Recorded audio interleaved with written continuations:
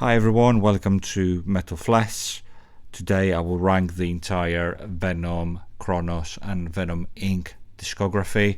I will rank them from Get in the Bin tier all the way up to From Here to Eternity. From each album I will be picking two highlight songs. I will try to stay away from the obvious album hits. As stated, we're going to start from Venom, the black metal pioneers, and their debut album called Welcome to Hell, which was released in 1981. This is a dark, heavy, chaotic and hugely influential debut album. The production isn't that great in a technical sense, it's muddy, it's noisy, but somehow it works because of the pure aggression and evil atmosphere. Songs like Witching Hour and Welcome to Hell helped shape extreme metal. Highlights from me will be Witching Hour and Schizo. For me, this is a very good start of the band. This goes straight away to From Here to Eternity. Black Metal followed the following year, their most legendary album and one of the most influential metal records ever made. The production is still rough, but the songwriting is stronger, darker and more memorable than the debut. Countess Bathory and the title track, Black Metal, became genre-defining songs. For me, the highlights here will be Countess Bathory and Welcome to Hell and Back. So this one goes to From Here to Eternity. At War with Satan followed in 1984. It's a strange and ambitious album. The long title track tries to be Venom's version of an epic progressive metal song, and surprisingly it works really well. The second half of the album, it's more of a mixed bag. Couple of songs, well, you can say they're slightly like a filler songs, but there are some songs really good, such as Rip Ride and R and Cry Wolf. The production is still rough, but the atmosphere still remains really strong. For me, highlights here will be At War with Satan, which is like an amazing 20-minute long song, and Cry Wolf. For me, this is a A-tier album. Possessed followed in 1985. This one's a faster and heavier album with some excellent riffs and energy. Some songs here starts to become slightly less memorable. The production is cleaner than before, still rough around the edges. This album has really strong moments, but it doesn't hit the same way as the earlier classic albums. Comparing this to previous albums, it's more polished but less iconic and less atmospheric. Highlights for me will be Power Drive and Moonshine. I'm just gonna put this one on a B tier. Calm Before the Storm followed in 1987. We've got a major change in style as Jeff, or else known as Mantas, has left the band, the founding guitarist.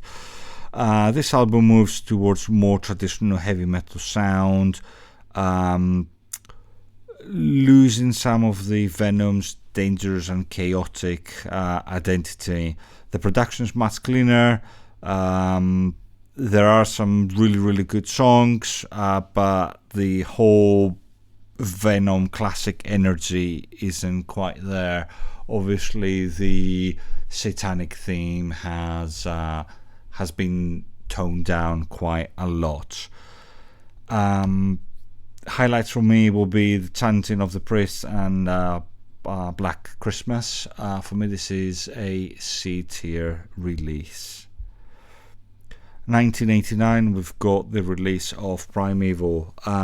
Here we've got the kind of original lineup. We've got Jeff back in the band, we've got Abaddon on drums, and we've got the Demolition Man, or as known as Tony Dolan, on bass and vocals.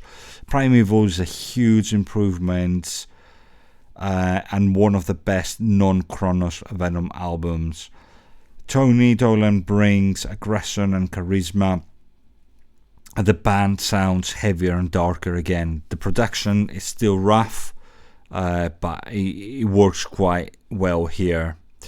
Not every track is essential, but the overall feel, it just feels like Venom has regained their spirits. Comparing this to Calm Before the Christmas, this one's heavier and more aggressive. Highlights here will be Black and Other Priest and Parasite. For me, this is a solid, I'm just going to put it on, I'm toying with the idea of putting it on an A or a B. I'm just going to put it on an A tier for now. After this, we've got Cronos. Came back with his solo project, and he released Dancing in the Fire. Essentially is the lineup of The Calm Before the Storm minus Abaddon. Cronos here moves into a more straightforward heavy metal sound. It has some really good riffs, great energy, but it lacks the whole like raw Venom energy. Some songs feel generic, but it's quite an enjoyable album. I do visit this quite often, and Cronos here tried to do something fresh and new with his idea. He just tried to sing cleaner vocals and tried a few different vocal lines. Highlights for me will be Vampire and Fantasia. For me, this is a solid B tier album. 1991, we see the release of Temples of Ice from Venom. This one is a dark and slower album with colder atmosphere. Some songs are strong, but the album feels like it drags in some places. The production is good, rough around the edges. I believe Venom is known for doing so. Comparing this to Primeval, this one is a more atmospheric and doom-like album, less experimental. There are some really good songs here. My personal highlights will be Even in Heaven and Fairy Tale. For me, I'm just going to put this on a B tier. I'm just going to put it just in front of Cronos' Dancing in the Fire. The Wastelands came out in 1992. I believe this is one of Venom's most underrated albums from the Dolan era. The riffs are solid. The album has a darker and heavier feel. However, some songs may feel like they blend together. The production has improved, but in some areas feels a little bit muddy. Comparing this one to Temples of Ice, this one's more aggressive than Temples. It's a really good album, but you cannot class it as good as the classic Venom albums. Highlights for me will be Cursed and Clarice. For me, this is a solid B tier. I'm just going to put this one in front of Dancing in the Fire as well. 1993, we see the release of Cronos with another solo record called Rock and Roll Disease. This one is a weaker and somewhat uneven album. The band feels like slightly, the songs feel like rust. This album leans more into hard rock, biker metal ideas. Some songs are slightly forgettable. The energy is there, but the songwriting is quite inconsistent. Highlights will be Lost and Found and Aphrodisiac. Unfortunately for me, this goes into a D tier. I believe after this solo project, Cronos did record a third album but hasn't seen the light of day. I do hope that he releases that at some stage, because one thing for sure, I would like to listen to what came after Rock and Roll Disease. Anyway, back to Venom 1997. We've got the return of the classic lineup and the release of Cast in Stone. This one, it's a great album. It manages to capture some of the old Venom spirit very, very well, especially on the faster, darker tracks. We've got the return of the satanic storytelling and the satanic theme in the songs. The band is full of momentum here. The production is just a typical Venom production you would wait to hear. It's this one's a nostalgic return to classic Venom ideas. Great album. Highlights from me will be Raised in Hell and The Evil One. I'm just going to put these on a B tier. Resurrection followed in 2000. Unfortunately, we've got here Cronos, Mantas, and Anton, Cronos' younger brother. This one's a really good comeback album as well. This album contains heavy riffs with very strong energy. Cronos sounds motivated once again. The album feels more focused. Some songs are absolutely fantastic, absolutely bangers, and a couple of songs that just feel slightly uneven. The production is muddy, just a typical Venom production. Highlights for me will be War Against Christ and Pandemonium. For me, this is another solid B tier release. 2006, we see the release of Metal Black.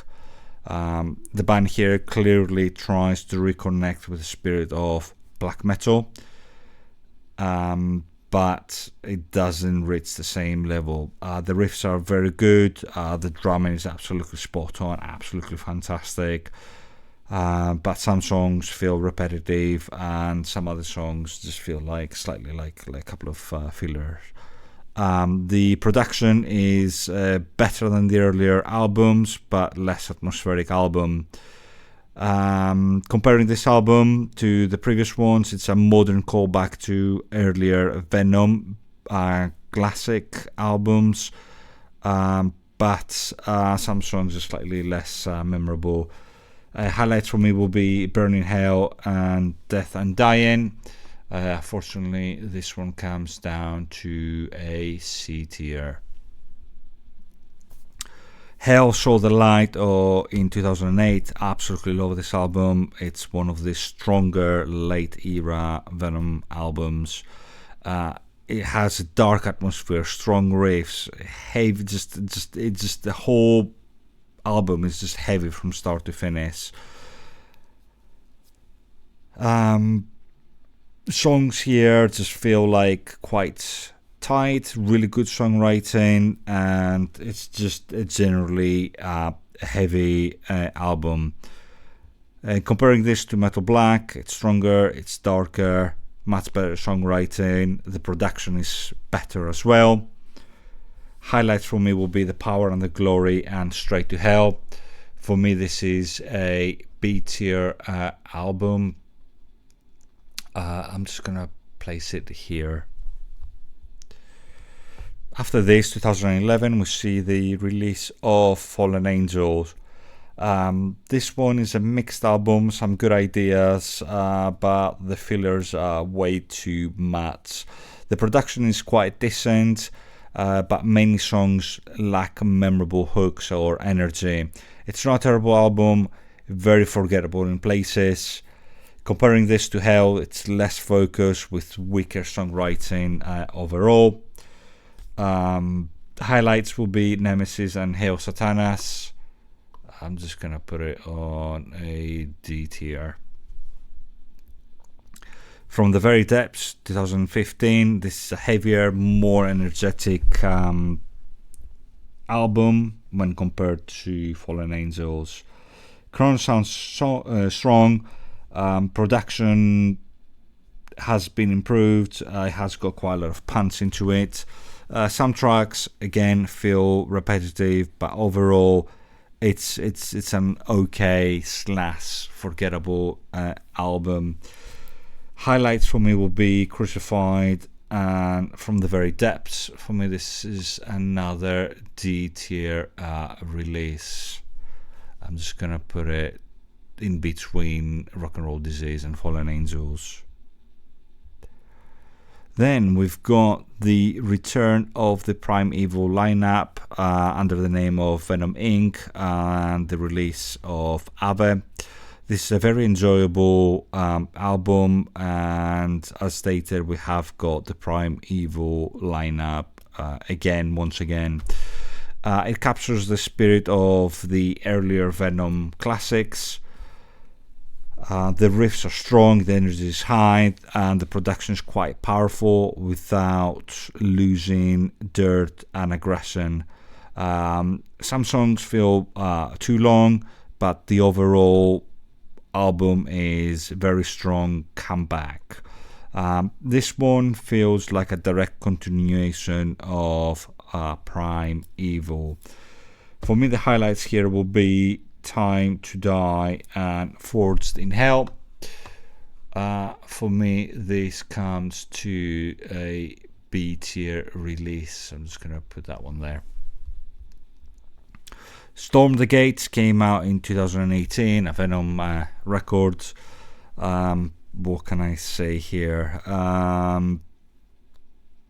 The energy is there, the attitude is there, the songwriting isn't there. Production is like really rough. I don't know what was going on. Very forgettable songs, quite a lot of filler stuff. I find myself like, just skip this song. Yeah, maybe if it had like a better production, I would have enjoyed this album slightly more. But unfortunately, it's one on my collection that just is covered in dust. Highlights will be Bring Out Your Dead and The Mighty Has Fallen. For me, this is a get in the bin album. Venom Inc. returned in 2022 with the release of There's Only Black. This album is Mantas and Tony Dolan on bass and vocals. Abaddon isn't at the band at this album. This one is a darker, more serious album than Ave. It has some really strong riffs, strong atmosphere, although it feels like the pacing can drag at times. The songwriting is solid overall, but not every track is memorable. Again, quite a few filler songs. It's I don't know, like I'm trying to compare this to Ave. It's more atmospheric, but slower than Ave. It's not immediate, excitable album. Highlights for me will be Man as God and The Infinitum. For me, this is a D tier release. I'm just going to place it there. Which brings us to Venom's latest release, Into Oblivion. It came out this year, 2026. The band here tried to capture the entire Venom raw and live recording of the earlier classics. The production, like I said, it's raw. It's good. We've got a good return of the satanic theme, Lucifer, Satan, everybody dies and all that stuff, and I'll see you down in hell sort of thing. It's a huge improvement from Storm the Gates. The atmosphere and the energy it's there. It contains the correct amount of grit and dirt in the production.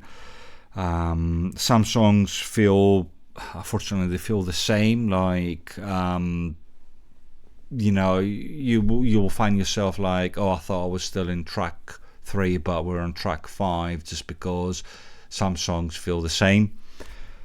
A good solid release after a long period of time. Highlights for me will be Man and Beast and Into Oblivion. For me, this is a C tier album. There you have it. We've got Stand Back in a more normal look, let's put it that way. Right, so there you have it, the entire Venom, Cronos and Venom Inc. discography, ranked from Get in the Bin all the way up to From Here to Eternity. Till next time, stay heavy.